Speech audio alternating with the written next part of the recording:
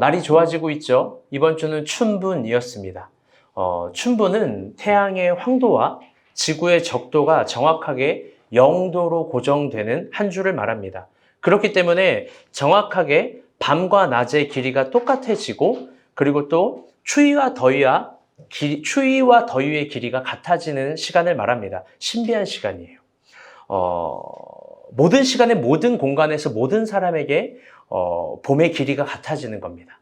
그래서 영어로도 참 재밌습니다. 표현이 Spring Equinox. 굳이 직역하면 동등한 봄입니다. 그런데 여러 상황을 통틀어 의역하면 봄이 갖고 있는 무게와 길이와 온도, 그것들이 모든 사람에게 평등해지는 이코녹스입니다. 여름에도 가을에도 겨울에도 이런 이코녹스가 존재하지 않는데 모든 계절에 봄에만 존재한다는 게 참으로 신기할 따름입니다. 어쩌면 이 봄의 무게와 온도와 길이야말로 하나님께서 모든 사람들에게 선물해 주고 싶었던 그런 하나님의 은혜가 아닌 줄 모르겠습니다. 다시 살아날 수 있고, 희망찰 수 있고, 일어날 수 있고, 또 내일을 소망하게 하는 그런 은혜의 선물들. 그래서 주제 사람하고 같은 작가들은 이 스프링 이코녹스를 천지의 창조, 그 신비가 이루어진 날이 아닐까라고 생각하기도 합니다. 그런데 역설적이게도 이 날이 사순절의 정점에 있는 날입니다.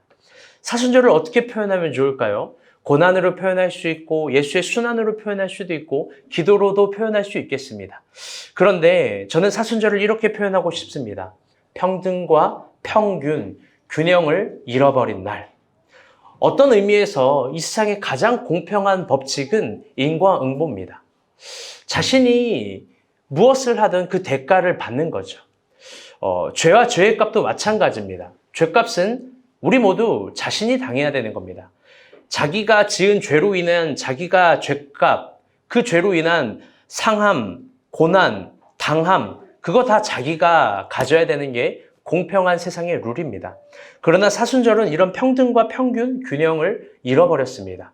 오히려 오직 예수에게만 그 모든 죄값이 부여되고 여겨지고 심겨진 날입니다. 사순절, 그분에게는 춘분이 적용되지 않습니다. 이 스프링 이코녹스가 다릅니다.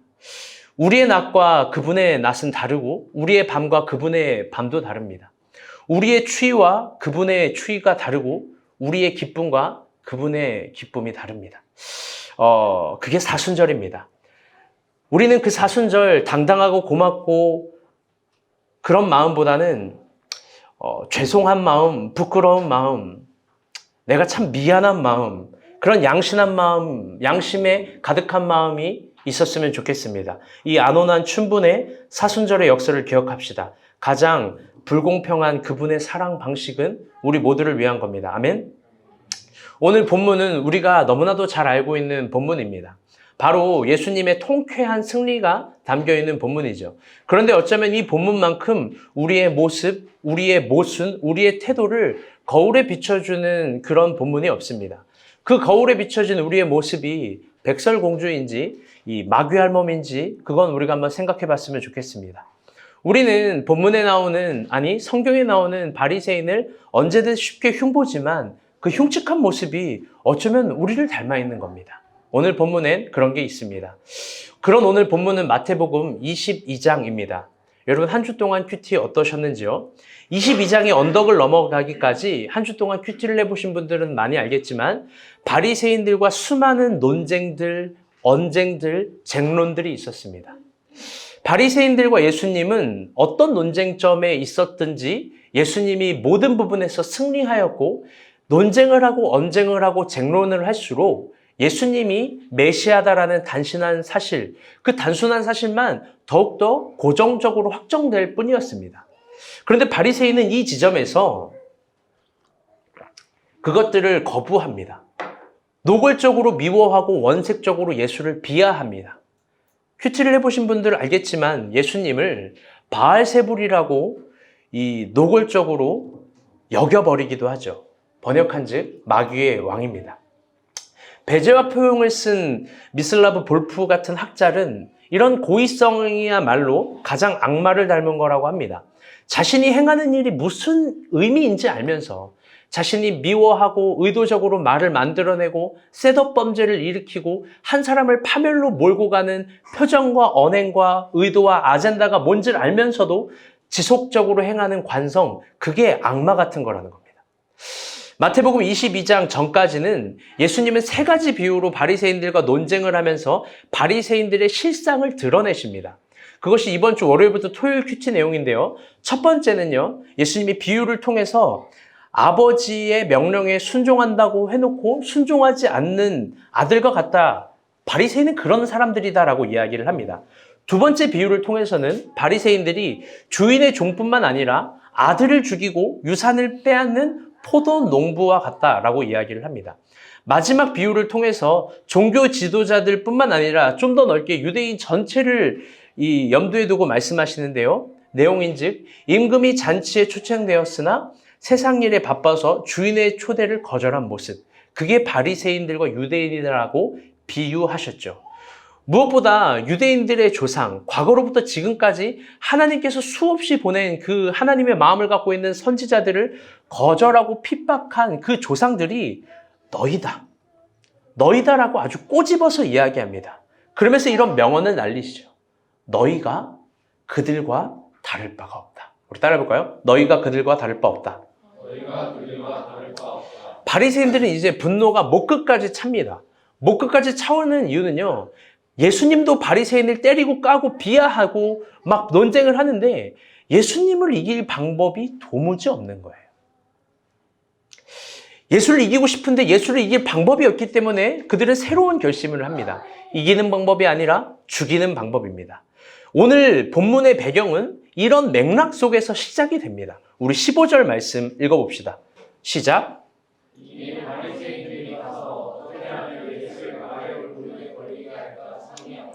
바리새인들이 고심 끝에 택한 방법은 예수를 이기는 게 아니라 예수를 죽이고자 결심했고 그 죽이고자 결심해서 고심 끝에 택한 방법은 예수의 스스로의 말에 올무를 걸리게 하는 방법입니다. 근데 우리가 볼 땐 이게 뭐 그렇게 특별한 방법일까 생각할 수 있습니다. 왜 그렇죠? 우리 부부들 항상 스스로의 말에 올무에 걸려 싸움에 집니다. 항상 이런 논쟁들이죠. 너 그때 이렇게 말했잖아. 아니 내가 언제 그렇게 말했어. 넌 내 말의 뜻을 몰라? 나는 말을 해주지 않으면 몰라. 왜 몰라? 나를 몰라? 몰라. 죽었다 깨나도 몰라. 우리의 올무는 몰라요. 왜 내 마음을 몰라? 엄정화예요. 몰라. 알 수가 없어요. 알 수가 없어요. 오늘도 충격적이고 부끄러운 예화지만 아침에 샤워를 했습니다. 근데 제 아내가 샤워를 하는데 문을 여는 거예요. 아니, 나를 그렇게 좋아하나? 그게 아니에요.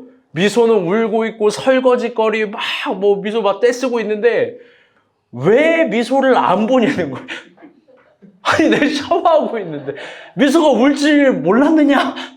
내가 어떻게 알아요, 미소가 울지? 비웃죠? 니들이 부부가 돼봐요. 연인도 마찬가지입니다. 스스로의 말에 올무 걸리는 거 늘상 있는 일이라서 이게 뭐 대단한 일일까라고 생각하지만 여러분 이게 굉장히 악한 방법입니다. 같은 내용을 다루고 있는 누가복음의 이야기를 한번 보죠. 19절과 20절입니다. 시작. 다 같이 한번 읽어볼게요. 시작. 제사장들이 예수의 이 비유는 자기들을 가리켜 말씀하시는 줄 알고 즉시 잡고자 하되 백성을 두려워하더라. 이에 그들이 엿보다가 예수를 총독의 다스림과 권세 아래에 넘기려 하여 정탐들을 보내어 그들을 스스로 의인이라 하며 예수의 말을 책잡게 하니. 아멘. 여기서 주목해야 될 사실은요. 잘 보세요. 예수를 감시하고 예수를 감시하는 목적입니다. 그 목적은 너무 충격적인 말씀인데요. 20절 보면 예수를 총독의 다스림과 권세 아래 넘기려 하려고. 여러분, 예수를 죽일 방법을 자신들의 손에 피를 묻히는 것이 아니라 말에 올무를 걸리게 함으로 당시 이스라엘은 로마의 속국이었는데요. 로마의 당국으로 하여금 예수를 잡을 빌미를 제공하는 거예요. 그래서 어떤 계획을 세우고 그 계획을 실행하기 위해서 정탐들을 보내요. 스스로 의인인 채 하며 예수의 말을 책잡게 하는 겁니다. 뭔가 스스로 의인인 척 하면서 좋은 직함을 가지고 좋은 이름을 가지고 활동을 합니다. 그런데 실제는 사건을 조작해서 위증해서 로마에 잡아 넣으려고 하는 거죠. 여러분, 이게 악한 겁니다. 이게 진짜 악마적인 거예요. 우리 가운데도 여러분 기억했으면 좋겠어요. 누군가를 미워할 수 있어요. 싫어할 수 있어요. 제 아내처럼 막 급하고 막 그럴 때는 막 샤워하는 문도 열 수 있어요. 사랑의 언어로 드릴게요, 여보. 당장 문 닫아 이랬어요. 여러분, 그럴 수 있어요. 그런데요, 지속적으로 밉다. 누군가를 파멸하고 싶다. 그 사람이 없었으면 좋겠고 죽었으면 좋겠다. 우리 아이들도 알죠? 여러분, 그건 악마적인 거예요. 그게 어떤 배경이냐면 바로 동전 논쟁입니다. 우리가 알고 있는 동전 논쟁 한번 봅시다. 16절입니다. 시작. 자기 제자들을 헤롯 당원들과 함께 예수께 보내어 하되 선생님이여 우리가 아노니 당신은 참되시고 진리로 하나님의 도를 받으시며 아무도 꺼리는 일이 없으시니 이는 사람을 외모로 주지 아니하시니이다. 스스로 의인인 척하는 사람들. 이 누가복음의 버전을 마태복음은 이렇게 말합니다. 자기 제자들과 헤롯 당원들과 함께 예수께 보냈다. 헤롯 당원들이란요, 잘 들어보세요. 중요한 배경인데요.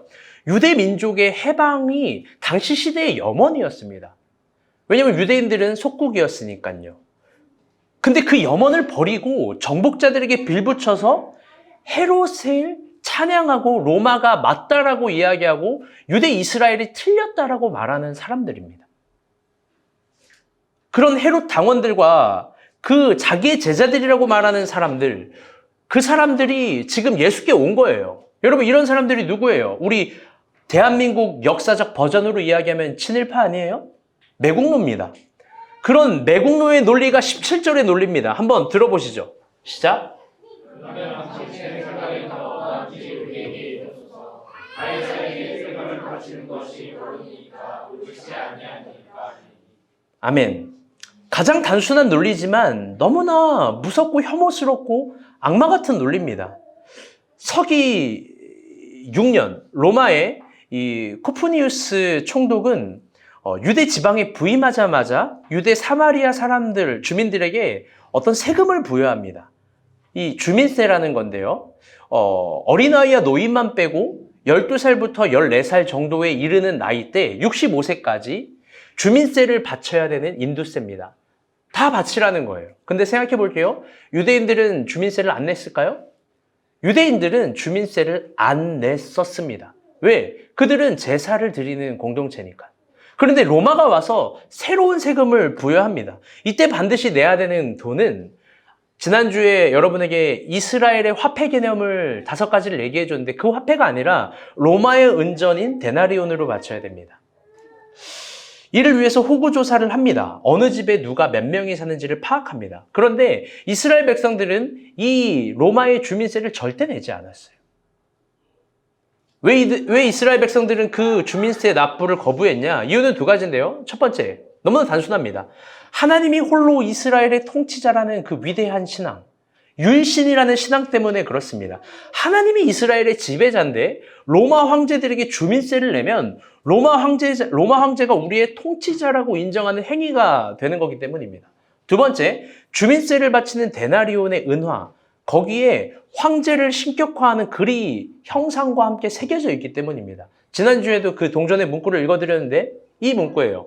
만인의 주 신성한 아우구스티누스의 아들 티베리우스 가이사, 디베류 가이사입니다.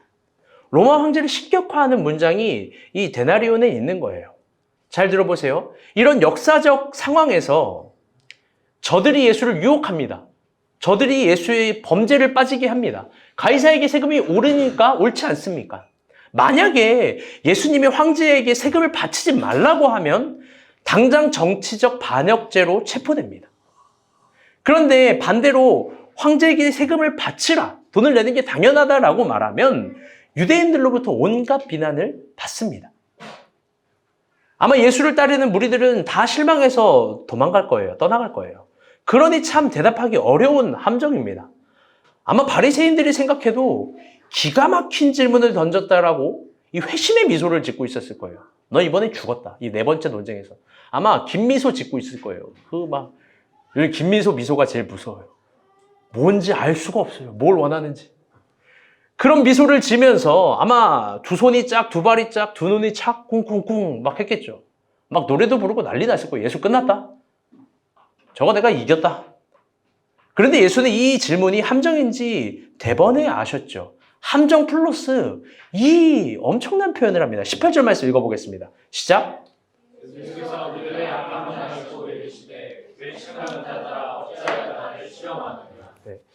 점점 빔이 이제 색깔을 다 한 것 같아. 램프를 한번 바꿔야 되나. 아니, 아까도 선교사님 이거 보는데 이거 내 거 패드에서는 사진이 굉장히 선명하거든요. 여기서는 너무 이렇게 한 1980년대처럼 나와가지고 이것도 생각해 봐야 되겠네요. 왜 이게 무서운 말이냐면요. 이렇게 시작해요. 빨간색 글씨 정현이가 한번 읽어볼게요. 그들의 악함을 아시고 거기까지. 예수님이요. 그들의 악함을 알았다라고 말을 합니다. 여러분 그런데요. 이거 예수님이 잘 쓰는 표현이 아니에요. 그들의 악함을 알았다. 이거는 진짜 무서운 말이고 단순히 서로 간의 논리싸움, 말싸움을 넘어선 표현이에요. 그리고 예수님이 정확하게 정죄합니다. 이 외식하는 자들아 어찌하여 나를 나사하느냐, 시험하느냐. 참 재미있는 것은요. 그들은 스스로 의인인 척하고 연기했고 바리새인들이 직접 보낸 제자라고 호칭을 얻고 헤롯의 당원이라고 어떤 사회적인 명칭을 갖고 있습니다. 그것 말고도 필요에 따라서 더 많은 호칭과 명칭을 사용하면서 수많은 것들을 활용하고 사용하고 연기했을 겁니다. 필요에 따라서요. 왜? 그들은 그들이 원하는 걸 얻기 위해서입니다. 제자훈련 때 이야기했죠. 모든 지혜론의 그러니까 일반 사람들의 일반 세상에서 모든 지혜론의 일반론, 모든 관계론의 일반론은 다 이런 거예요. 원하는 것을 얻는 기술. 이 사회도 마찬가지입니다. 원하는 것을 얻으려고 연기를 합니다. 다양한 호칭을 사용합니다. 다양한 명함과 명칭을 필요로 해요. 여러분 특별히 우리 결혼한 우리 자매들 잘 들어보세요. 명함이 여러 개고 직함이 여러 개고 내가 하는 일이 여러 개다 다 사기꾼인 줄 아세요? 내가 해본 게 많다. 이거는 칭찬해 줄 만한데 내가 막 동시에 여러 개 갖고 있고 막 이것도 하고 저것도 하다 그냥 믿고 걸으세요. 만약 그래도 그 사람에게 믿음이 간다. 그러면은 정형주 아니면 김정현 가운데 정자 이 두 정에게 다 명함을 던지세요. 알아서 정돈하고 처리해 줄 거예요. 여러분 그런 사람 없어요.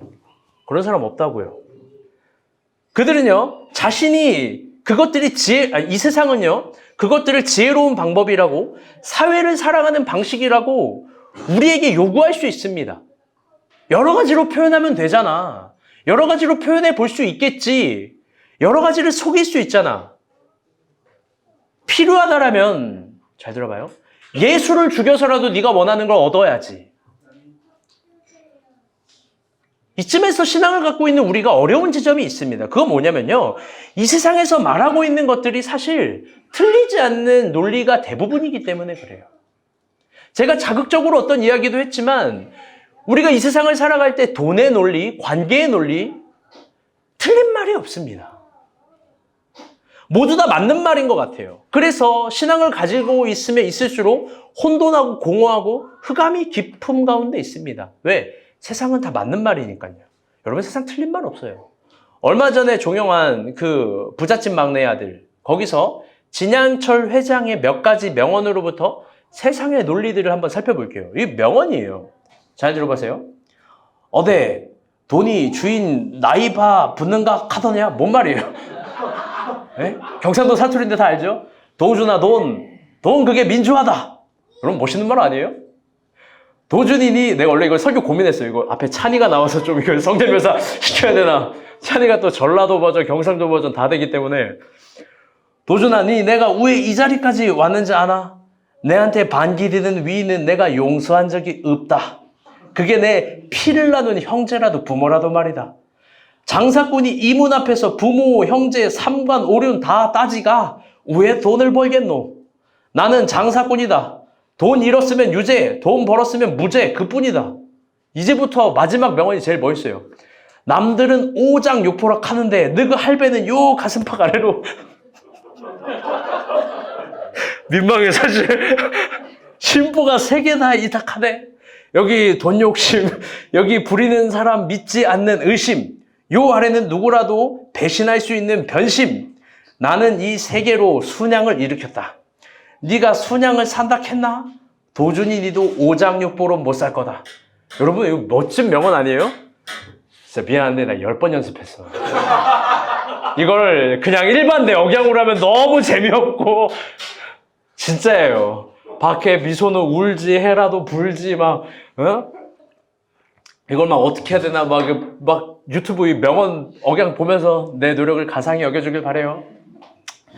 지금 굉장히 도망가고 싶어요, 여러분.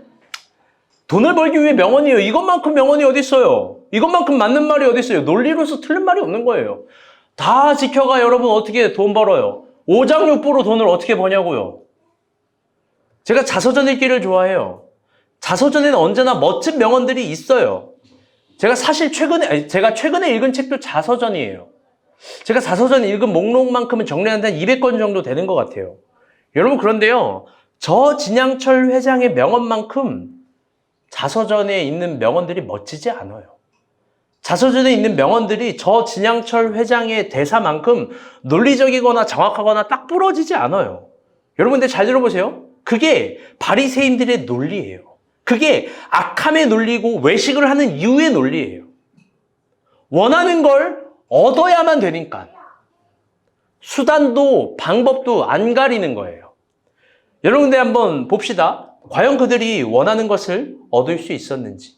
예수님은 그 당연한 논리 앞에, 그 정확한 논리 앞에 이런 이야기를 합니다. 우리 21절 말씀 한번 봅시다. 시작. 그때 가이사의 것이니라. 이 이르시되 그런즉 가이사의 것은 가이사에게, 하나님의 것은 하나님께 바치라. 아멘. 여기서 바치다라는 헬라어는요, 아포디돔이라는 단어예요. 아포디돔이. 이 아포디돔이의 뜻은 이 바쳐라가 아니라 사실은 되돌려주다, 돌려주다라는 거예요. 번역하면 이렇게 돼요. 원어로 번역하면 가이사의 것은 가이사에게 돌려주고 하나님의 것은 하나님에게 돌려주라.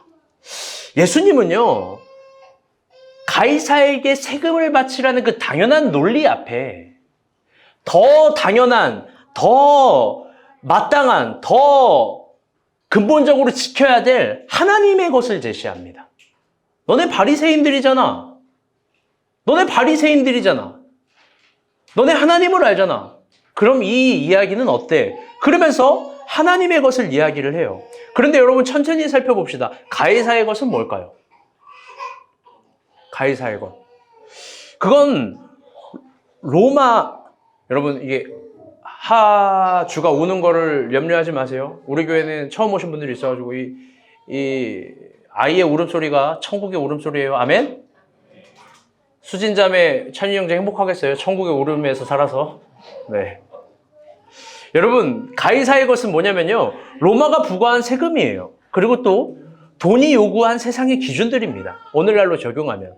그런 세상의 정당한 돈의 요구들, 그게 우리들에게 언제나 요구하는 지점이 있고 그걸 돌려줘야 돼요. 여러분 그게 당연한 거예요. 밥을 먹고 싶으면 밥값을 내야 되는 거고, 자동차를 타고 싶으면 기름값을 내야 되는 거고, 보험을 들고 싶으면 보험료를 내야 돼요. 그게 세금이든 뭐든 마땅한 겁니다. 데이트를 하고 싶어도 돈이 필요하고 그게 돈의 요구가 있다면 그걸 돌려줘야 돼요. 그게 세상의 상식이에요. 그걸 안 하면 도둑이 되는 거예요. 어때요? 우리가 본 교회 도둑 많죠? 농담이에요. 그게 이 세상을 살아가는 당연한 방식입니다. 그런데 한번 여러분 깊게 생각해 봅시다. 이번엔 하나님의 것은 뭘까요? 하나님의 것.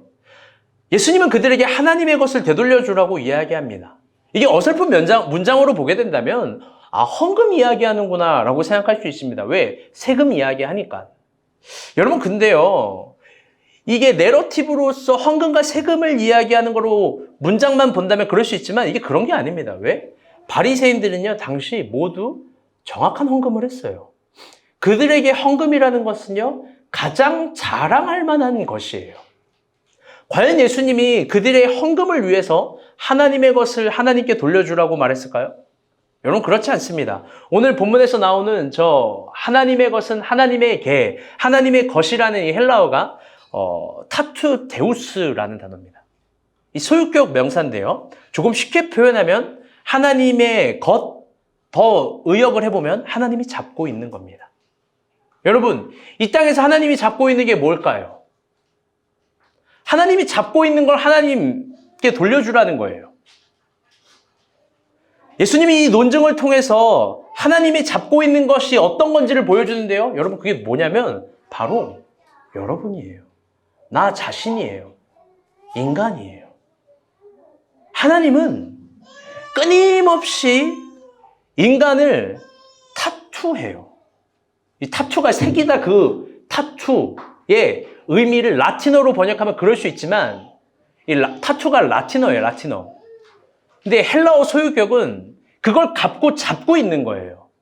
예수님은 구약에서부터 하나님의 역사를 보면 끊임없이 그분은 인간을 잡기 위한 손짓을 하고 있는 거예요. 내가 너 타투하고 싶어. 타투 데우스 하고 싶어. 그래요, 핸드폰 잡아요. 잡고 싶은 거예요. 마이너스 2점. 진짜예요. 아마 예수님은요, 이 논증을 통해서 이렇게 말하고 싶었는지 모르겠어요. 너희가 동전을 황제에게 드렸다면 너희는 너희 자신을 누구에게 드리고 있냐? 오늘 본문의 이야기는 세금과 헌금을 넘어서 결국 우리는 누구를 위해 무엇을 위해 살고 있는지를 꼬집어서 물어보는 겁니다. 더 나아가 당신들은 누구의 것인가를 정확히 물어뜯고 찢어서 되묻는 겁니다. 너를 잡고 있는 분에게 너를 드려야지. 하나님의 것, 그게 넌데 너는 너를 하나님께 드리니? 잘 들어보세요. 물질이요, 사람의 소유예요. 그게 사람의 주인이 될 수 없어요. 정치 권력도요, 사람이 부리는 거지 그게 사람의 주인이 될 수 없어요. 더 나아가 정치 권력이 세운 황제도요, 사람의 주인이 될 수 없어요. 왜? 오직 인간의 주인은 하나님이라는 것이 우리의 신앙 고백이에요. 우리의 주인은 가이사가 아닙니다. 아멘? 우리의 수천 년 동안 지켜온 신앙의 고백과 신앙의 자긍심은 여기에 있는 거예요. 다 같이 따라볼까요? 하나님만 우리의 왕이다. 여러분, 가이사의 것은 가이사에게 줄 수 있죠. 그런데 하나님의 것을 가이사에게 줄 수는 없는 법입니다. 그건 진짜 망하는 거예요. 사순절, 가장 하나님의 것이라고 확신할 수 있는 거, 여러분, 그거 나 아니에요? 여러분, 내가 얼마나 귀하고 소중한데요. 내가 얼마나 위대한 존재인데요. 여러분, 사순절 잘 생각해 보세요. 사순절, 예수님이 십자가에 죽으신 이유, 예수님이 십자가를 걸어가신 이유 뭐예요? 나의 죄를 용서하고 그분이 죽으심으로 나와 하나님과의 관계를 여시고 나를 소유하고 나를 하나님, 그 천국, 그 완전한 백성을 만들기 위한 너무나 당연한 것들 아니에요? 그게 뭔지 모르겠지만 그걸 위해서 그분은 값을 대신 치른 거예요. 여러분, 내가 얼마나 소중하고 존귀합니까? 그런데 너무나 슬픈 것은 우리의 그 소중한 존재성을 너무나 쉽게 가이사에게 던져준다는 거예요. 언제나 그 앞에서 절하고 경배하고, 여러분이 먹고 다니는 거, 그거 진정 중요한 문제입니다. 먹고 사는 거. 여러분, 먹고 사는 문제, 여러분, 그 중요한 문제예요. 먹고 사는 게 그런데요. 잘 들어봐요. 뭐 필기하지 말고 잘 들어봐. 그게 인생의 주제어는 아니에요. 여러분, 생존 본능에 돌을 던질 사람이 어디 있어요? 그런데 잘 새겨 들으세요. 인생은 그렇게 천박하게 만들어지지 않았어요. 조금 더 깊게 생각해 봅시다. 이 예수님이 입기 전의 과정인데요. 19절부터 21절입니다. 이 예수님의 대답이 있기 전의 과정이에요. 한번 다 같이 읽어보겠습니다. 시작.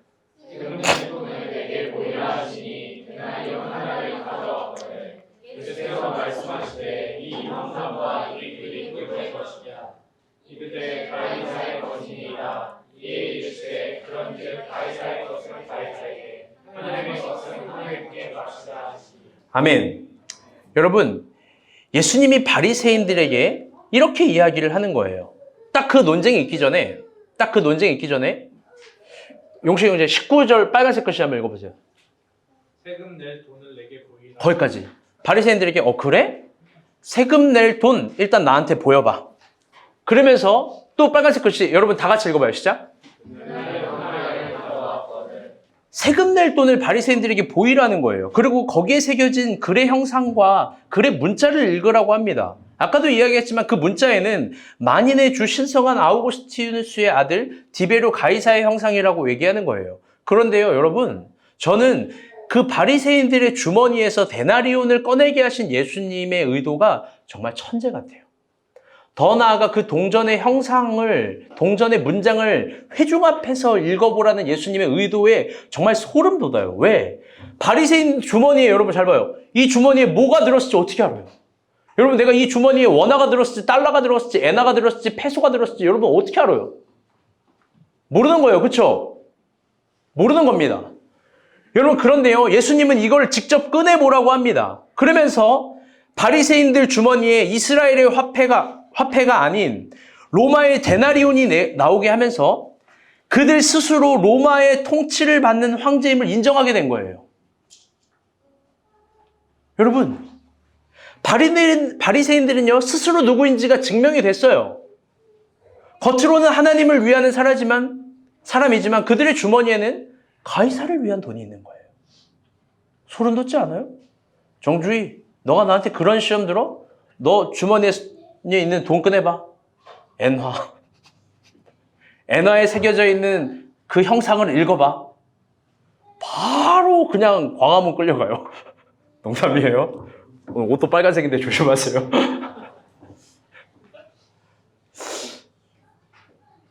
여러분, 바리새인들 겉으로는 하나님을 위한 사람이지만 주머니엔 가이사를 위한 사람이었어요. 자기 자신 안에 있는 사람이에요. 하나님께 자기를 드리는 사람이 아니라 하나님께 도둑질하는 사람이죠. 그들은요, 자신의 삶에, 잘 들어보세요. 삶에 황제의 형상과 황제의 글씨를 새겨가고 있는 거예요. 그게 저들의 주머니의 대답이에요. 우리 주님도요, 오늘 우리에게 묻습니다. 또 물을 수 있어요. 우리가 늘 가지고 다니는 우리의 일상, 우리가 늘 꺼내놓을 수 있는 우리의 삶, 거기에 새겨진 형상과 글이 누구 거냐고 물어보는 거예요. 여러분, 한번 진지하게 생각해봐요. 여러분 마음 가운데, 여러분 주머니 가운데, 여러분 일상 가운데 새겨진 형상과 글, 여러분 가이사 건지 하나님 건지, 여러분 우리가 그토록 애쓰고 노력하는 모든 것들이 가이사의 것을 드리기 위함인지 하나님의 것을 드리기 위함인지, 여러분 이 불편한 질문에 한 번은 직면해야 돼요. 왜? 가이사도 살아있고 하나님도 살아있으니까. 여러분 가이사 살아있어요. 하나님도 살아있다고요. 우리도 살아있어요. 우리의 삶에 새겨진 형상과 글에 한 번쯤은 부끄러워해야 되고 양심에 찔려야 되고 괴로워해야 돼요. 그게 가이사의 형상과 문장이 더 많다면. 여러분 우리의 신앙을 너무 자신하지 마요. 우리의 신앙을 너무 확신하지 마요. 주님이 딱 꺼내라고 했을 때 몰라요. 뭐가 튀어나오는지. 저는 더 이상 속지 않아요.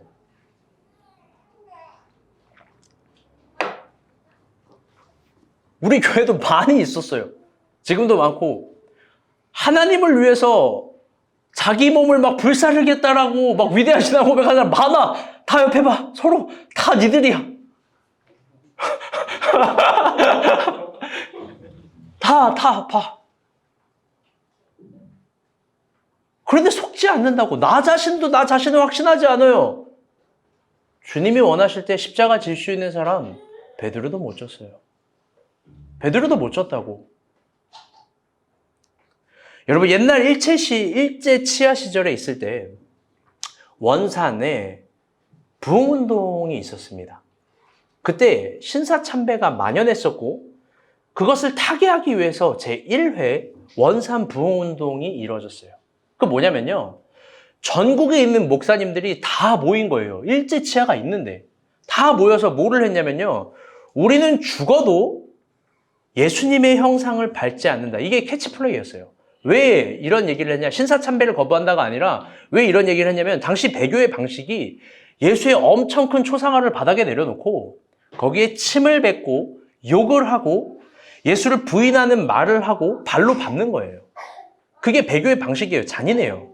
참배를 시킨 게 아니라 배교를 먼저 시켰다고요.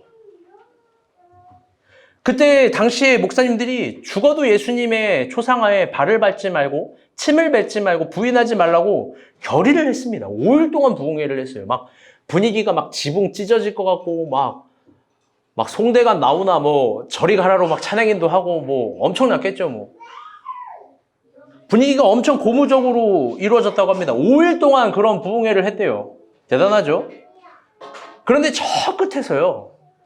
누군가가 흐느끼면서 울고 있었대요. 그때 어떤 목사님이 물어봤대요. 이 원문 그대로 읽을게요. 저기요, 안학내, 왜 이날, 이렇게 좋은 날 재수없게 울고 있습니까?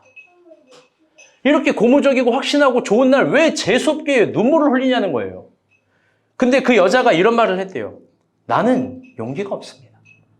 나는 목사님들처럼 예수님을 위해서 죽을 용기가 없습니다. 근데 그 원산 부흥회가 바로 6일째 되는 날 일본군에게 들렸고 해상과 동시에 그 일본 군인들이 완전구장으로 다 원산으로 내려갔대요. 그리고 모든 목사들이 다 생포해버렸대요. 교통수단이 발달되지 않으니까. 그리고 니네가 그랬다 이거지. 그리고 더 큰 예수의 초상화를 갖다 놓고 모든 목사를 총회장부터 막내 목사까지 일렬로 순번대로 세웠대요. 여기 있는 거예요. 그러면서 총과 칼을 바로 앞에 코앞에 대고 얘기한 거예요. 해봐. 예수 부인해봐. 그럼 살려줄게. 부끄러운 역사도 배움이 되는 역사예요. 잘 들어보세요. 그 총회장 목사부터 막내 목사까지 모두 다 예수의 얼굴에 가래침을 뱉고 저주하는 말을 하고 발로 밟고 부인하는 고백을 했어요. 다 그랬다고요. 마지막 순서가 거기에 참여했었던 그 안학내 여자였어요. 그 여자에게도 얘기했대요. 부인해봐. 근데 그 여자의 대답이 이거예요. 살려주세요. 1분만 살려주세요. 1분만. 그리고 그 1분 동안 뭐 했냐? 그 여자가 무릎을 꿇고 자신의 소매와 자신의 저고리와 자신의 치마로 우리 예수님 하면서 가래침 다 닦았대요. 가래침 다 닦고 나를 위해서 죽으시는 우리 예수님 하고 그 앞에서 입을 맞추고 껴안고 그리고 그냥 총 맞고 죽었어요.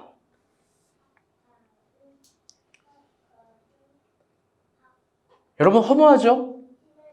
바보 같죠? 젊음을 낭비했잖아요. 이렇게 멍청한 사람이 어디 있어요? 당시 목사들이 배교를 하면서 하는 논리가 이거였어요. 내가 죽으면 목회를 누가 하냐? 내가 죽으면 교회를 누가 이끄냐? 얼마나 논리적이에요. 얼마나 맞는 말이에요. 여러분, 그런데 그 여자의 죽음, 그 허무한 죽음, 그 낭비 같은 죽음 여러분 아름답지 않습니까? 그 이야기를 듣는 우리가 막 살아나는 것 같지 않습니까? 적어도 그 여자는 가이사를 섬긴 게 아니라 분명하게 하나님을 섬긴 거예요. 하나님의 것을 하나님께 돌려드린 거예요. 그녀의 마음과 그녀의 삶과 그녀의 인생에 새겨진 형상과 문장, 여러분 그것은요 양심적이고 아름다운 거예요. 여러분 하나님이 그녀의 인생의 죽음을 귀하다, 값지다, 고맙다 하실지 여러분 어떻게 알아요? 여러분 잘 들어봐요. 아무도 자신하지 마요. 아무도 자신의 신앙을 확신하지 마요. 더 나아가 이 땅의 삶이 끝이라고 여기지 마요. 이 땅 이후의 삶도 여러분 있는 거예요. 사랑하는 여러분, 한 번쯤은 고민해 봅시다. 우리의 마음에는 무엇이 생겨져 있습니까? 우리의 가치관에는 어떤 형상과 글이 있습니까? 여러분, 오늘의 외형을 봅시다. 인간사님 찬양, 로맨, 16, 19, say. 난 그걸 굳이 왜 한글로까지 친절하게 적어줬나? 우리의 학력을 의심하는 건가? 물론 하음이를 위한다, 미소를 위한다 그러는데 할 말이 없어요. 근데 아직 둘은 한글도 몰라. 하주, 하민이를 위한다 그러면 내가 할 말이 없다고. 여러분, 오늘의 외형만 생각해봐요. 이 찬양 멋지지 않아요? 찬양은 고무적이고 좋습니다. 여러분, 울림이 있습니다. 기도는 간절하게 합니다. 여러분 설교 들을 때 아주 놀랍죠? 집중력 있어요. 다들 하는 얘기가 우리가 본 교회 놀라는 이유가 뭐예요? 아무도 핸드폰도 하지 않고 열심히 설교를 졸지도 않고 듣는다는 거예요. 지난주에 아주 놀라운 일이 있었는데, 제가 이제 새벽마다 설교 모임을 가는데, 설교 연구 모임이에요. 이거 뭐 다 녹화돼서 또 보시겠지만, 제 설교를 평가하신다고 이제 시연 이걸 틀었어요. 틀었는데, 보통 교회 설교가 몇 분인지 알아요? 그러니까 좀 대형 교회 20분에서 30분 사이, 23분에서 27분이 평균인데, 그날따라 이제 짧게 서론도 편집되고 중간도 편집되고 결론도 편집돼서 55분짜리였나? 그걸 볼 거예요. 안 졸아? 졸면서 설교하면 민망하지 않아? 이러는 거예요. 답답해요. 왜? 아무도 안 조는데. 여러분, 막 설교는 집중력이 있어요. 얼마나 좋아요. 막 오늘 같은 날 막 날씨도 좋아요. 예배드리기도 좋아요. 막 옆에 사람 봐요. 막 그리스도의 향기가 날 것 같아요. 여러분, 그런데 잘 들어봐요. 우리의 마음에 뭐가 새겨졌는지는 하나님만 알아요. 사랑하는 여러분, 중요한 얘기를 하려고 합니다. 사랑하는 여러분, 진짜 중요한 이야기를 하려고 합니다. 여러분, 하나님은요? 다 같이 따라 볼게요. 하나님은 교회에서 믿는 것이 아니다. 여러분, 하나님은요, 교회에서 믿는 게 아니라 세상에서 믿는 거예요. 여러분, 우리의 믿음은 교회에서 필요한 게 아니라 저 가이사를 직면하기 위해 필요한 거예요. 왜 믿음이 필요하고, 왜 믿음의 연습이 필요하고, 왜 믿음의 용단이 필요하냐? 이 세상을 씹어먹기 위해서 필요한 거예요. 교회 봉사 위해서 필요한 게 아니에요. 교회 봉사, 여러분 순서가 되면 할 거예요. 그러기 전에는 꿈도 꾸지 마시고 희망하지도 마세요. 단, 여러분의 순서와 질서가 될 땐 그 십자가 지는 거예요. 구레네 시몬처럼 대신 지는 거예요. 여러분, 제가 정연히 응원해 주라고 그랬죠. 이번 주에도 오만 가지 것들 때문에 화가 나고 짜증이 났을 거예요. 여러분 모르겠지. 내가 뭔 잘못을 했지? 내가 아무 잘못도 안 했는데. 잘 들어봐요. 왜 이번 주 식사 투표하라니까 4명 안 했어요? 예? 왜 뒤늦게 했어요? 여러분 그게 얼마나 귀찮고 짜증나는지 알아요? 근데 뭐 추가적으로 밥 먹는다. 정연이 티 안 내요. 그런데 속으로 막 소가리를 했을 거예요. 어이씨. 예? 그걸 매번 또 엑셀 작업해가지고 파악하는 정주희. 얼마나 스트레스 받겠어요? 예? 둘이 스트레스 받아봐요. 어떻게 돼요? 거기까지. 근데 하는 거라고. 오늘 아침에도 내가 화이트보드 좀 더 큰 게 필요하다. 다이소 가면 있다고 하더라. 가봐라. 여러분 제가 주일 아침 예배 드리기 한 3시간 전에 전화해요. 짜증나겠죠? 힘들겠죠? 근데 해야 될 순서니까 하는 거예요. 가서 뭘 하는지 알아요? 전사님 없대는데요? 그런데도 저한테 싫은 말 한마디도 안 해요. 고마워요. 잘하고 있어요. 여러분 박수.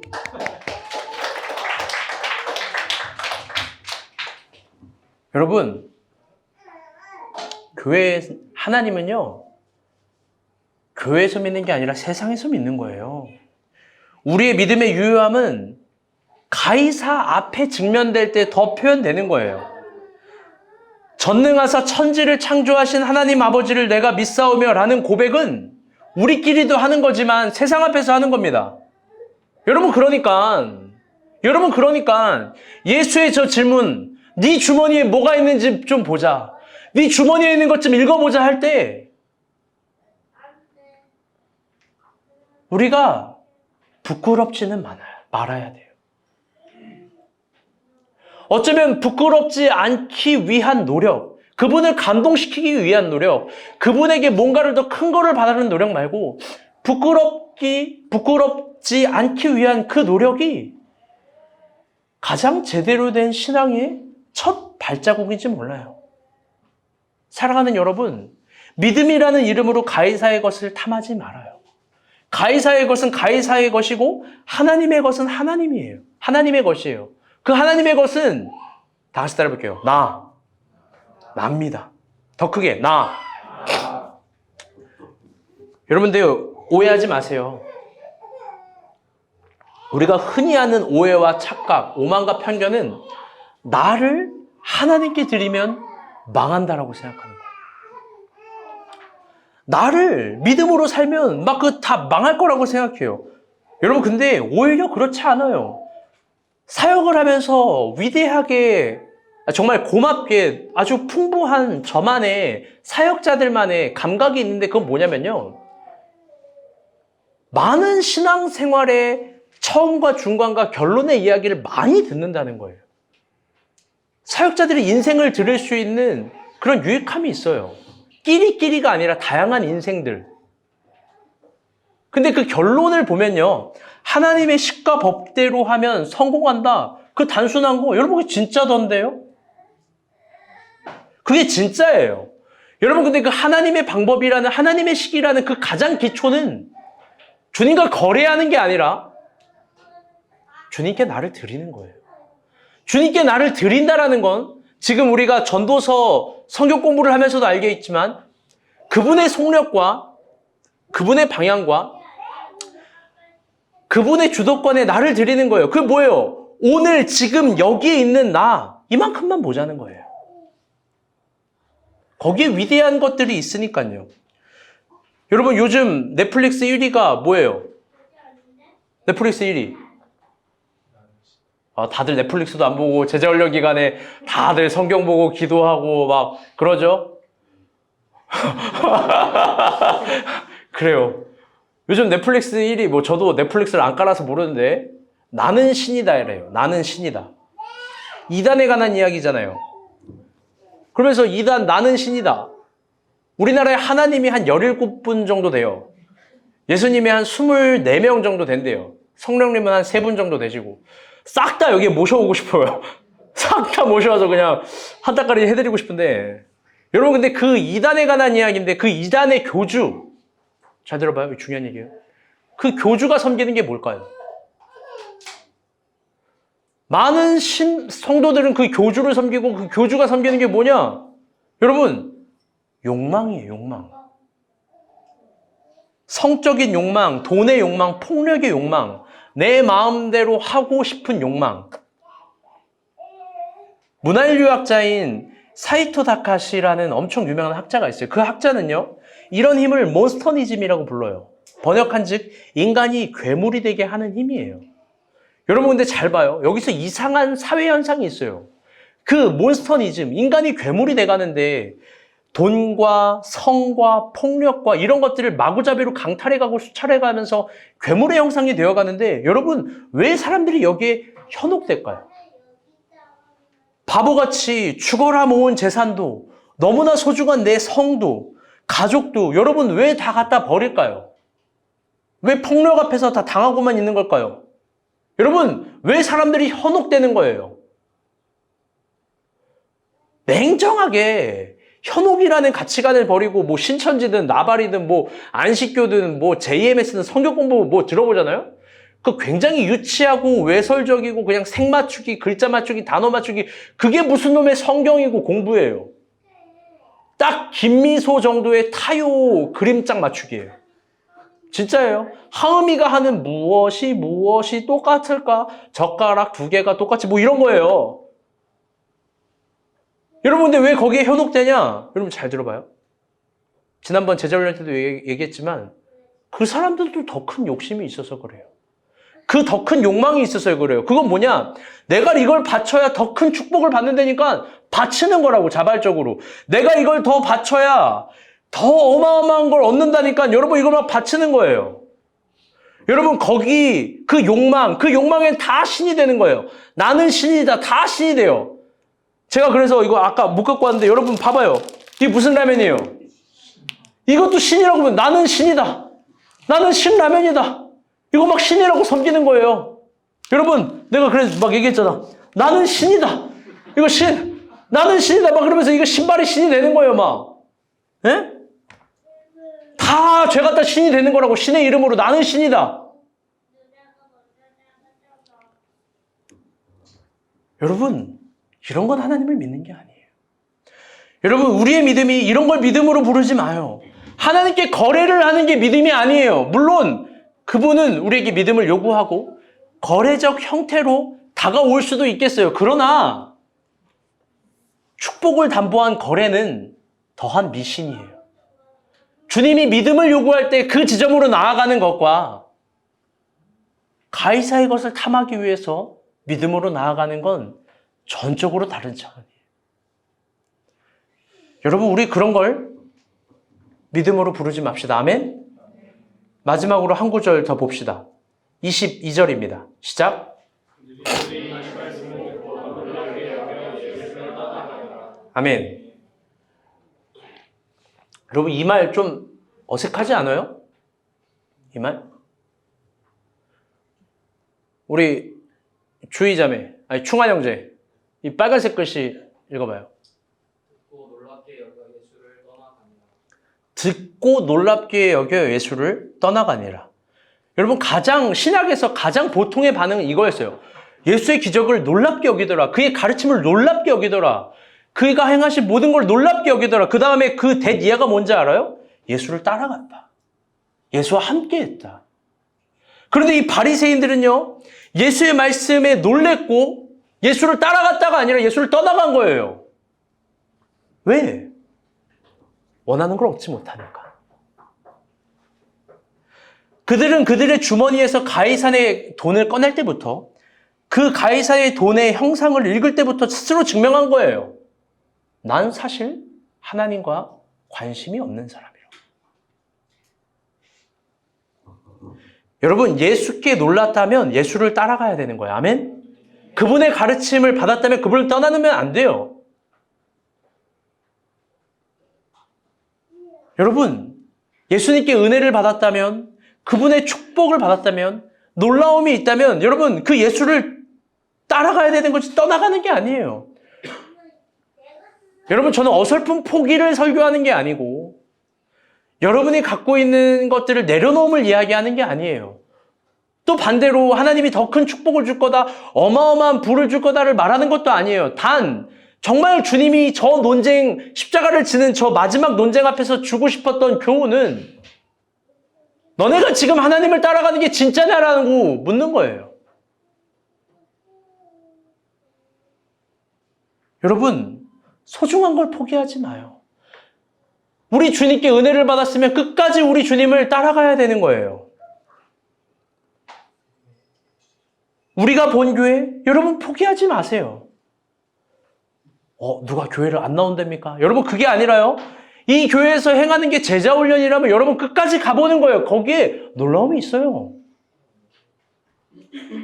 여러분, 교회에서 은혜를 받고 또 전도사를 신뢰하고 우리 목자들을 신뢰한다면 하는 권면들을 끝까지 들어봐요. 여러분, 그 놀라움을 포기하지 말아요. 눈에 보이는 게 답이 아닙니다. 아멘? 여러분, 말씀의 결론을 맺도록 하겠습니다. 오늘 설교 제목은요, 답가예요. 대답을 노래한다라는 뜻이죠. 한자어로. 대답의 노래, 답가. 고려 말에 여러분이 잘 알고 있는 이야기예요. 이방원과 정몽주는 고려의 개혁과 조선의 건국을 두고 서로 의견이 달랐어요. 고려 말 개혁을 해야 되는 거냐, 아니면 조선을 건국해야 되는 거냐. 이방원도 정몽주도 서로 걸출한 인물이었기 때문에, 논리에서 지지 않기 때문에, 따르는 수많은 세력이 있기 때문에 그거 쉽게 결정할 수가 없는 겁니다. 그때 먼저 이방원이 정몽주에게 노래를 불러요. 새로운 주인을 섬기자 하여 하여갑니다. 하여가 이런 노래예요. 이런들 어떠하리, 저런들 어떠하리, 만수상 드렁치기 얽혀진질 어떠하리, 우리도 이같이 얽혀서 100년까지 누리리라. 여러분, 참 재미있고 좋은 제안 아닙니까? 야, 그렇게 살아도 돼. 저렇게 살아도 돼. 진양철 회장의 표현대로 하면, 야, 그 오장육보 그거 버려도 돼. 오장육보대로 사는 거 아니야. 지금 대세가 이거면은 이렇게 따르고, 야, 그냥 엉켜져도 돼. 잘 먹고 잘 살기만 하면 되지. 현세론 이야기한 거예요. 여러분들, 거기에 대한 답가, 정몽주의 답가가 여러분 알죠? 단심가예요. 제가 읽어드릴게요.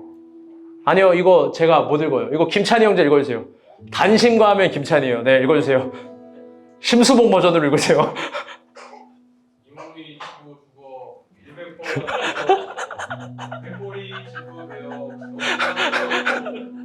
님 향한 1편 단심에 하실 줄이 있어요. 아멘.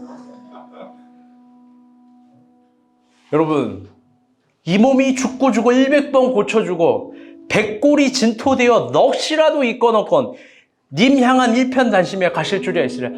다 우리 남편들 아내한테 이런 거 하나씩 써 보내자고요. 우리 연애하시는 분들 다 써 보내세요. 여러분, 정몽주의 결기가 아름답지 않습니까? 그런데 역사의 정몽주는 실패자예요. 가이사를 위한 세상을 펼칠 때는 하여가가 유리하겠습니다. 논리에도 맞고 부르기도 좋고 달아요. 얼마나 부르기 좋으냐면 서태지도 부르고 하연우도 부르잖아요. 예? 그런데 여러분, 하나님을 위한 세상을 펼칠 땐 단심가예요. 이런들 어떠하면 안 되고 저런들 어떠하면 안 돼요. 여러분, 고쳐 죽고 또 죽고 100번 고쳐 죽어도 님 향한 1편 단심 이러면 안 되는 거예요. 십자가가 그런 겁니다. 그 결기가 하나님 나라를 이 땅에 초대할 겁니다. 아멘? 가이사의 것 가이사에게 돌려주고 하나님의 것 하나님에게 돌려드립시다. 우리를 하나님께 돌려드립시다. 아멘? 그게 하나님을 섬기는 방법이고 가이사에 대한 우리의 답가입니다. 우리 같이 찬양하고 기도하며 나아가겠습니다.